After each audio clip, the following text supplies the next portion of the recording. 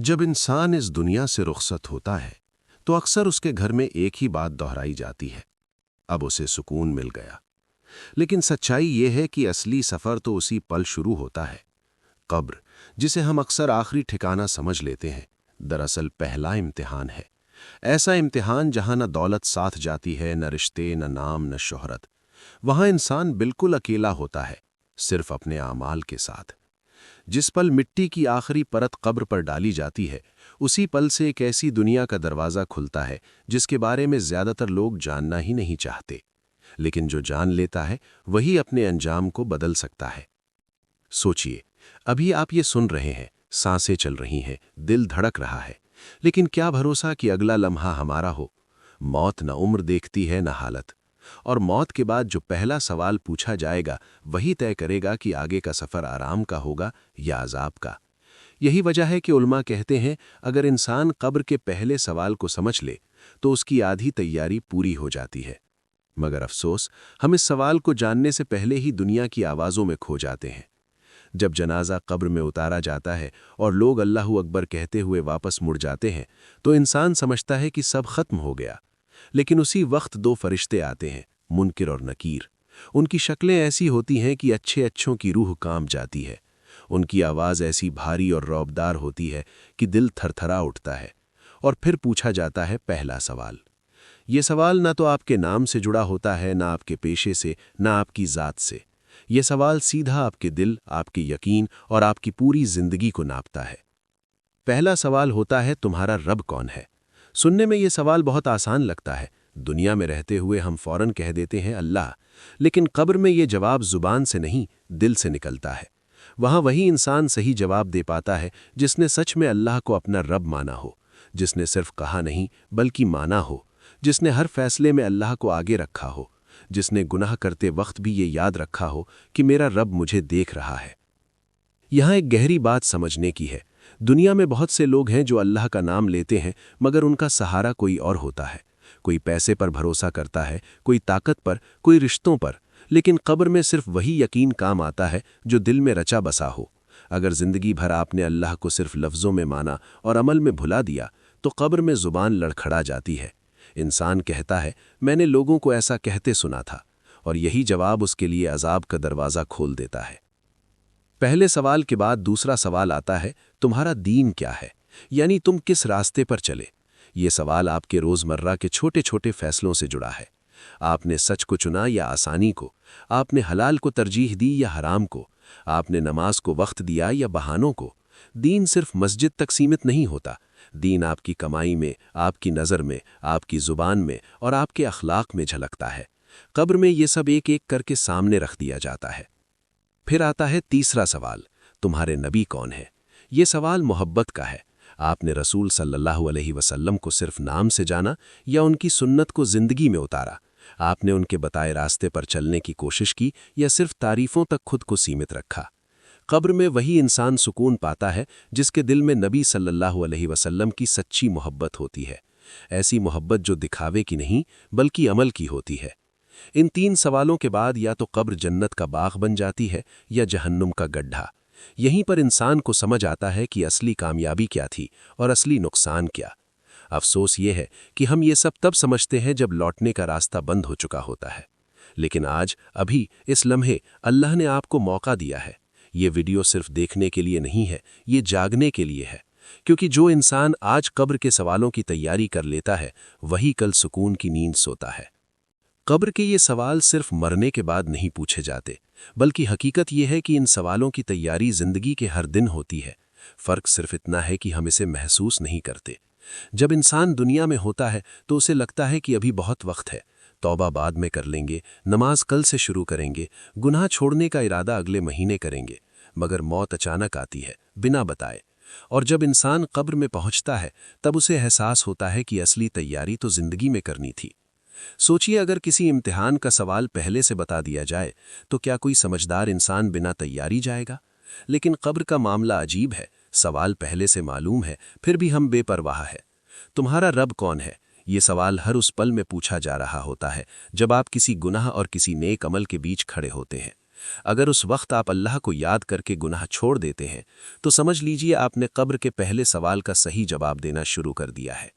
बहुत से लोग सोचते हैं कि अल्लाह को मानना सिर्फ नमाज, रोज़ा और इबादत तक सीमित है, लेकिन सच्चाई ये है कि अल्लाह को रब मानने का मतलब है उसे हर फैसले में ऊपर रखना। जब नुकसान के डर से सच छुपा लिया जाता है तब असल में इंसान अल्लाह को नहीं, अपने डर को रब बना लेता है। जब हराम कमाई के जरिए आराम चुना जाता है तब इंसान रोजी देने वाले को भूल जाता है, और यही भूल कब्र में सबसे भारी पड़ती है। दूसरा सवाल, तुम्हारा दीन क्या है? ये सवाल बहुत गहरा है। दीन कोई किताब का नाम नहीं बल्कि जीने का तरीका है। आपने लोगों के साथ इंसाफ किया या फायदा उठाया? आपने जुबान से किसी का दिल तोड़ा या संभाला?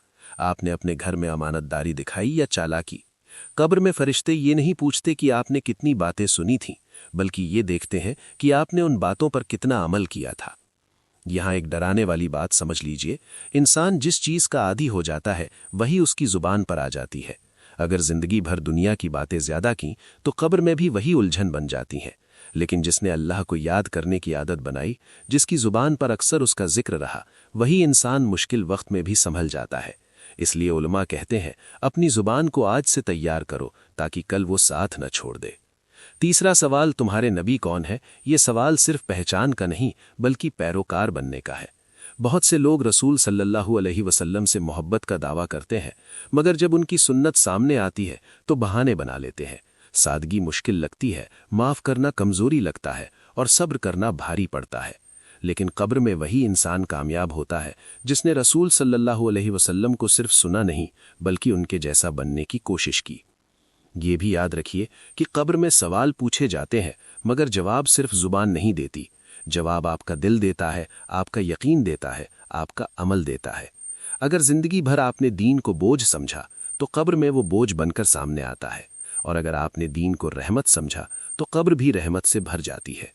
यहाँ एक और अहम नुक्ता है, बहुत से लोग सोचते हैं कि बड़े बड़े गुनाह ही इंसान को तबाह करते हैं, जबकि अक्सर छोटे छोटे गुनाह जिन्हें हम मामूली समझकर छोड़ देते हैं कब्र में पहाड़ बन जाते हैं। झूठ को मजबूरी कहना, गीबत को आदत कहना और नमाज को वक्त नहीं कहकर टालना, यही बातें इंसान को अंदर से खोखला कर देती हैं।